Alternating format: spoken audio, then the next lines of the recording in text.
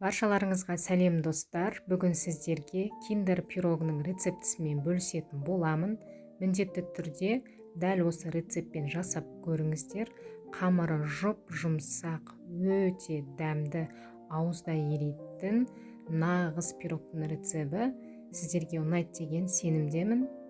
Толықтай видеоны соңына дейін қарап, каналға тіркеліп, комментарий қалдырып, лайк басуды ұмытпаңыздар. Ыдысымызға бөлме температурасындағы жұмыртқамызды саламыз. Кейін оның үстінен қантымызды қосып, жақсылап қанты ерігенше миксерлейтін боламыз.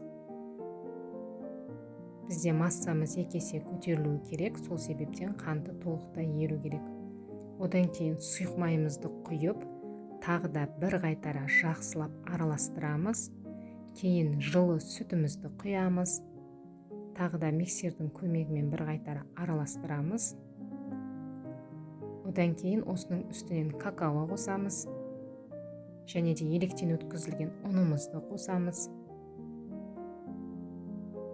Және де қамыр қопсытқышымызды салып, жақсылап тағы да бір қайтара миксерлейміз.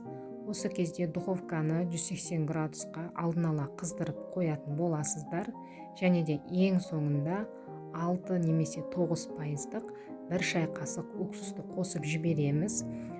Уксустан еш қорықпаңыздар, ешқандай дәмі шықпайды. Бұл сіздің пирогыңыздың пышный болып шығуына септігін тигізетін болады.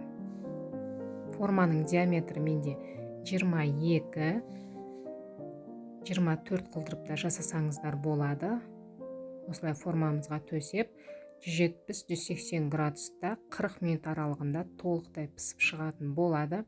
Одан кейін толықтай суыған соң формадан шешіп, пирогымызды теңдей екі бөлікке бөліп аламыз.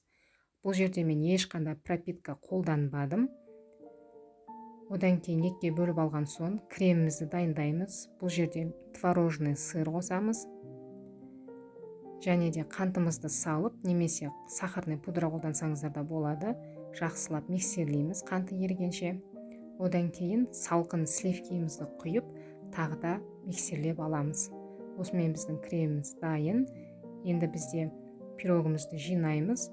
Екіге бөлінген пирогты ортасына кремді жағып, кейін бетіне екінші қамырымызды салып, одан кейін бетіне молочный шоколадты ерітіп құятын боламыз. Оны сливкимен немесе сары май қосып ертсеңіздер де болады екеуін. Жақсылап жағып, тоңазтқышқа 1-2 сағатқа қалдырсаңыздар болады. Міндетті түрде осы рецептпен жасап көріңіздер.